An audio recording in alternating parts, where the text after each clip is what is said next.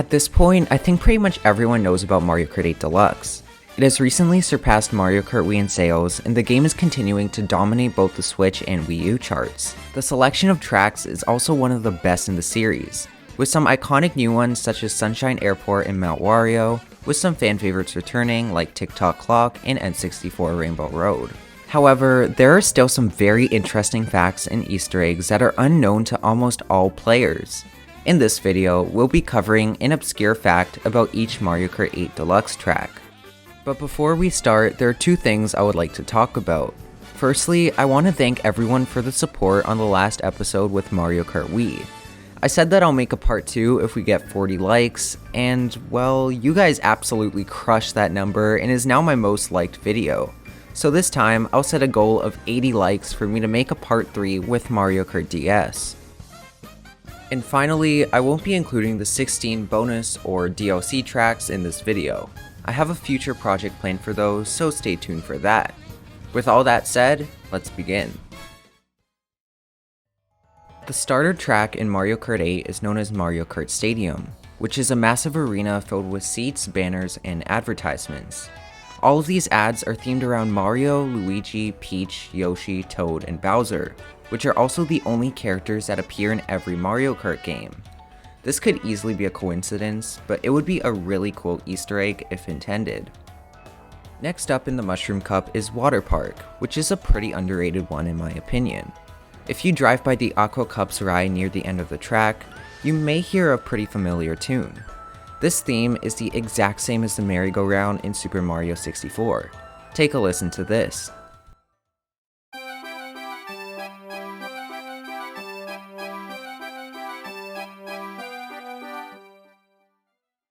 Another overlooked track in the game is Sweet Sweet Canyon. As you can probably tell from the name, this track is filled to the brim with desserts and other sweet items. The water is replaced with orange juice, which actually has its own brand called Princess Orange. Could this be Peach's long-lost cousin? Who knows? On to THWOMP Ruins, which I find to be one of the most beautiful courses in Mario Kart 8. It also happens to be the track with the most anti-gravity strips in the game. This honestly surprised me. I expected it to be something like Big Blue or Electrodrome. Anti-gravity was a brilliant feature in Mario Kart 8, and I hope to see it in future courses. The iconic Mario circuit is up, and its layout is supposed to resemble a Mobius strip. A Mobius strip is a shape with only one side and curve, which is commonly used in geometry and topology. It looks somewhat like this, which definitely has its similarities to Mario's circuit. One of the most scenic and peaceful tracks in the game is Toad Harbor. At first glance, it appears to be inspired by San Francisco from the cable cars and waterfront. However, there is a Princess Peach statue designed to look like the Statue of Liberty in New York City near the start line. This statue is also present in the city below N64 Rainbow Road, but is very easy to miss. Moving on to Twisted Mansion, which contains a really cool Easter egg that is almost never talked about. A hidden 8-bit Luigi can be found in a painting that appears in 3 different areas throughout the track. This is most likely a reference to the Luigi's Mansion series, which has recently become very popular with its 3rd entry. Another beautiful and underrated one is Shy Guy Falls, which actually could be connected to a few other tracks in the series. An advertisement in Toad Harbor shows some Shy Guys mining and the word Shy Guy Metals, which is almost certainly a reference to the track. Also, people theorize that the crystals mined here are transported to Toad's factory where they are made into item boxes. However, Nintendo never confirmed this. One of the most iconic Mario Kart 8 tracks is Sunshine Airport, which I think definitely deserves its praise. A female voice can be heard on an intercom inside the airport, but it is hard to make out. Luckily, we can rip the audio file, and this is what it sounds like. Paging Galaxy Airlines, Flight 2218, passenger Ms. Burdo. Please proceed to the information counter on floor 2. Passengers departing on Galaxy Airlines, Flight 2580, bound for Dolphin Shoals, should proceed to Customs and Immigration at this time. This is the final boarding call for Boomerang Bros International Airlines, Flight 117A to Sweet Sweet Canyon, departing from Gate 3. The voice calls for Birdo and Boomerang Bro, two characters that aren't even in Mario Kart 8 or 8 Deluxe. It also mentions the Mushroom Cup track Sweet Sweet Canyon and Dolphin Shoals, which we'll make a nice little transition to now. Dolphin Shoals is a very chill and happy track that I personally love, and it also happens to be the only one so far in Mario Kart's history to have an underwater start line. I'm sure this will change in the next entry, as I expect the tracks in Mario Kart 9 to be extremely creative and complex. Just like Dolphin Shoals, Electrodrome has a quality that no other track in the entire Mario Kart series has. It is the only course with a one-word name in English. I had to specify in English because the Japanese name for the track is ELECTRODROME instead. Moving on to Mount Wario, which has been voted to be the fan favorite track of Mario Kart 8. Even though it's not my personal favorite, I do have to admit that it's definitely up there in my top 5. I decided to include another fact, since this one isn't necessarily obscure. Mount Wario is also the only track in the game to have a different song on each lap. We just covered the fan favorite of Mario Kart 8, but let's now talk about my personal favorite. CLOUDTOP Cruise is a visually stunning track with a great layout and a masterpiece of a song. The vine at the end of the track is growing out of a question mark block, which is a reference to how they normally grow in the Mario games. I know that this fact was pretty well known by now, but I just couldn't find anything else too notable. Comment down below if you have a better one. We're now at Bone Dry Dunes, which has some cool references to where the Mario series started. Many of the props used in this course have enemies and scenery from these old games. The design on the vases depicts many enemies and some scenery from the original Super Mario Bros., and this piece of fabric has a design of an angry sun, one of the iconic enemies from Super Mario Bros. 3.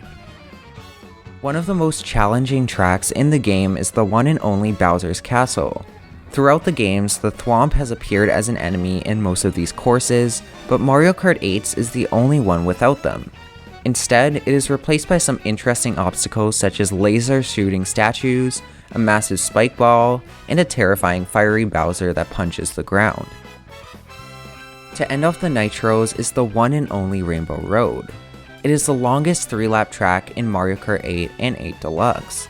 In fact, Rainbow Roads have been the longest track in 4 of the 8 Mario Kart games, being 64, Wii, 7, and 8. The first of the many retros in Mario Kart 8 is Wii Moo Moo Meadows, which we touched upon in the previous episode about Mario Kart Wii. However, I still have an interesting fact about this specific remake of the course. The rooster noise during the intro of the track is from a sound effects library called Sound Ideas. I'm pretty surprised Nintendo would do this. I honestly thought they made all their sound effects themselves. Now it's time for GBA Mario Circuit. I feel like almost everybody knows about the anti-gravity section being lifted up by Ultra Hands, so I decided to include another fact. This track is the very first in the Mario Kart series to have the name Mario Circuit. Now you may be a little confused, but the courses in Super Mario Kart were titled Mario Circuit 1, 2, and so on instead of just Mario Circuit, and the N64 track had the name Mario Raceway. Therefore, it is a stretch, but technically still true. Moving on to DS CHEEP Beach, which may have gotten more changes in Mario Kart 8 than you initially think. There is no longer a changing tide in the course. This means that all the Cheep stay underwater in this version, rather than jumping on the track above in Mario Kart DS. The first of 4 N64 remakes is Toad's Turnpike, the track that inspired many others with its unique traffic design. A turnpike is a private road where tolls are collected. However, there were no toll areas in the N64 version, so the word was probably just used for alliteration purposes. Surprisingly, in the remake for Mario Kart 8, a toll entrance was included near the start line, making the track a Rio Turnpike. It's time for GCN Dry Dry Desert, which is one of the only non-DLC tracks in Mario Kart 8 to not feature a glide ramp. Only 2 other tracks contest it, being Toad Harbor and, coincidentally, the next track we have to talk about, SNES Donut Plains 3. This track has gotten a very nice revamp from the original design way back in 1992, and is just a very peaceful one overall. This track was originally a Special Cup track, but has been moved all the way down to Banana Cup. This is the biggest jump between Cup level and a retro, tied with 3DS DK Jungle.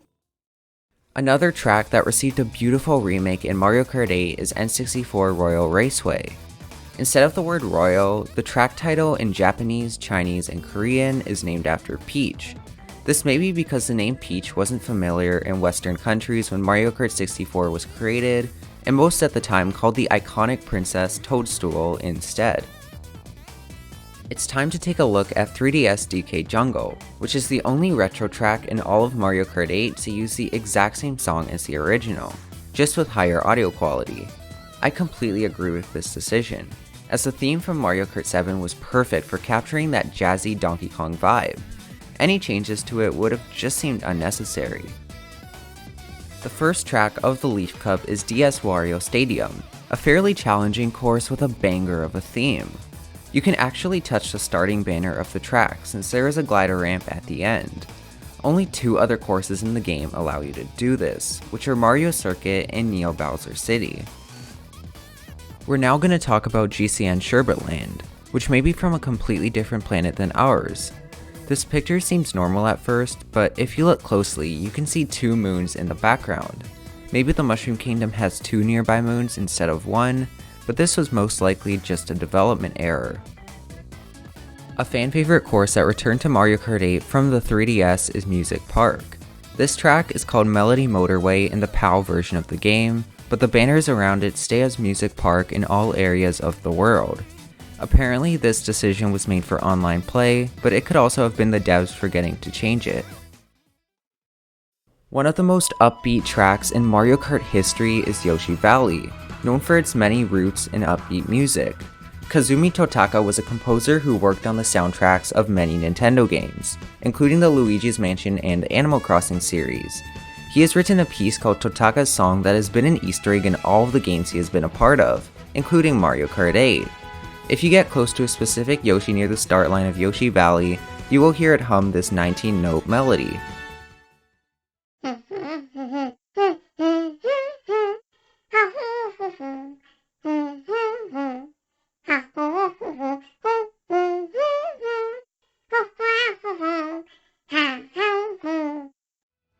Can we just mention how adorable this Yoshi sounds singing this tune? This fascinating Easter egg can also be found by Yoshis in Sweet Sweet Canyon, SNES Donut Plains 3, GCN Yoshi Circuit, GCN Baby Park, and Super Bell Subway. The first track of the final cup we have to talk about is DS Tick-Tock Clock. The music of the track begins with a clock ticking off, which sounds like this. Apparently, this sound is the goal line signaling players to start driving, since it is shaped like an alarm clock. From what I recall, this is the only track where the start line makes any sort of sound, but feel free to prove me wrong in the comments. Nearing the end of the courses, we have one of my favorite retros in the game, 3DS Piranha Plant Slide. The staff ghost of this track is Ludwig, which might seem like a random and odd choice at first. However, this could potentially be a reference to him being fought at a pipe maze in Super Mario Bros. 3, since the track is themed around pipes.